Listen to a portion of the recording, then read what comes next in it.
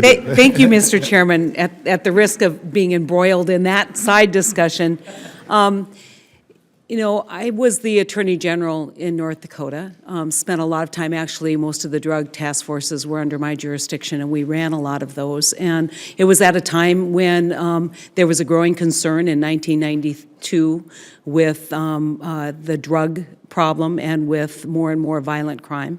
And as a result, we saw incarceration rates really skyrocket because of desperation. And I will tell you this, it's been my experience that we constantly treat the symptoms but never treat the disease. And that's really where we are today, talking about how do we treat the symptoms and not how do we treat the disease. I'll tell you a story about a very wise man. I did a juvenile justice project, and one where we made it a little easier to transfer kids into the adult system. But I traveled around the state of North Dakota with a prison warden by the name of Winston Satron. He was a very wise guy, and at the time in North Dakota, you could actually interview every prisoner who came into the prison system, and he would sit down, and he would say, "Tell me about your life." And as he talked, they'd say, "My parents were divorced at 11, and I went to live with my grandma." And he'd write 11 in their prison file, because in his opinion, that prisoner was 11 years old emotionally. And that's where we get stuck, because a lot of this is related to trauma. A lot of this is related to not understanding trauma, and we exacerbate by not only not treating the trauma, but engaging in behaviors that further the trauma, whether it is isolation from family, whether it is isolation from any human contact at all. And so let's be honest about the task that this society has imposed on the Bureau of Prisons. None of this should be any judgment on the Bureau of Prisons. We've given them an impossible task. They have to take, and prison crowding is part of that. They've got to maintain some level of security, and they're as desperate for solutions as what they can be. But we're here talking about things that are way, way downstream, and we're not here talking about things that are upstream.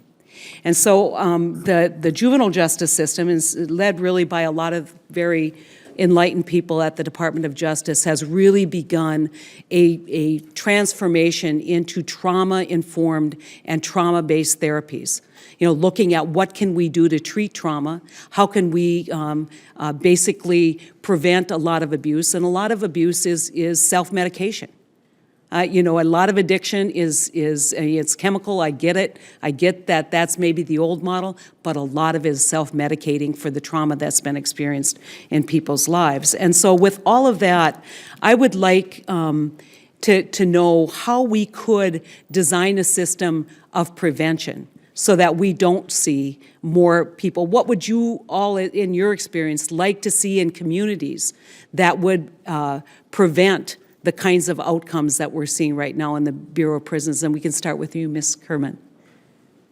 I think it seems that there's a tremendous amount of recognition, thank you for the question, Senator Heitkamp, that substance abuse and mental health problems, including full-blown mental illness, but also the everyday demons that many people suffer at some point in their lives, contribute to people's bad choices and breaking the law.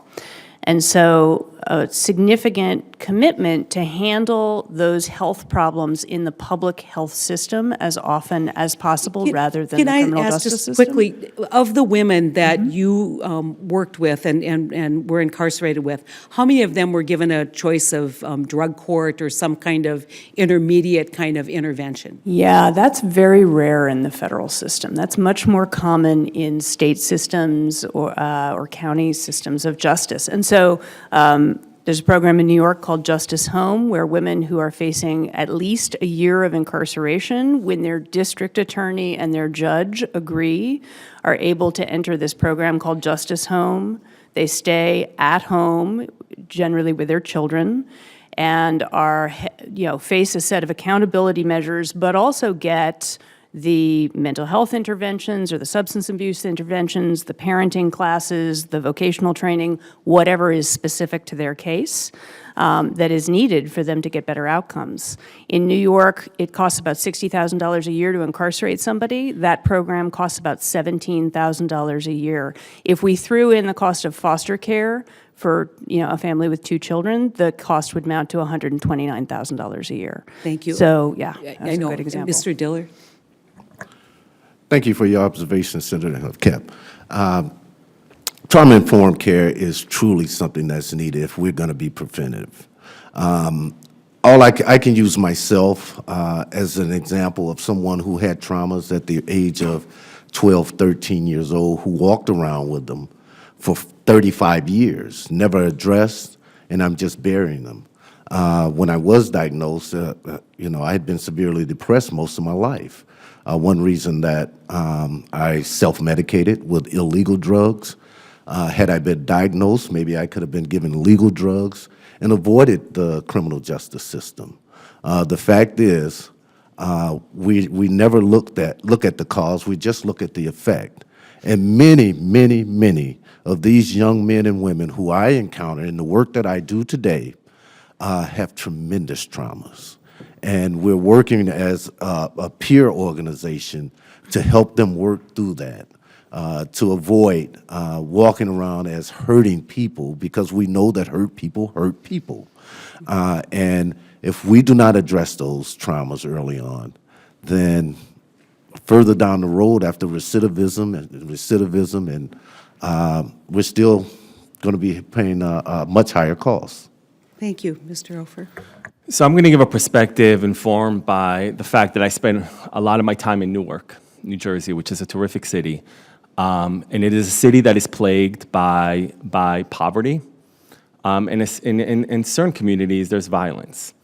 And what I see in Newark, and really a lot of urban areas across New Jersey and even across the country, is that the only agency that's available in that municipality to address social needs, or at least the agency that's primarily available, is the police department. And to me, that is the root cause of the problem. You have well-meaning police officers, you have well-meaning city officials that literally have no one else to go to if there's, let's say, some minor misbehavior happening on the street that is minor, but that should not be treated by the criminal justice system. And I'll criticize also diversion programs. While they're certainly better than sending someone directly to jail or prison, my reaction is this person shouldn't have been entangled with the criminal justice system in the first place. They shouldn't have been arrested and then diverted to alternative programs.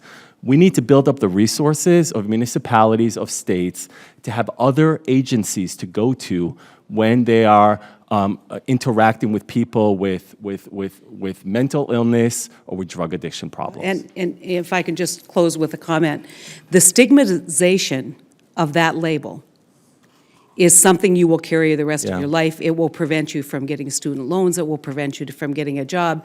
And so it is with a great deal of care that we should ever take that next step, because we are, in fact, relegating that person to a certain quality of life for the rest of their life, especially given the age of the internet, where we can find out anything about anyone. And so I just wanted to make a broader point that we're here to talk about what we're going to do with high incarceration rates, but we cannot look at this problem without looking at the broad scope of services that are provided and how we can work more effectively for prevention.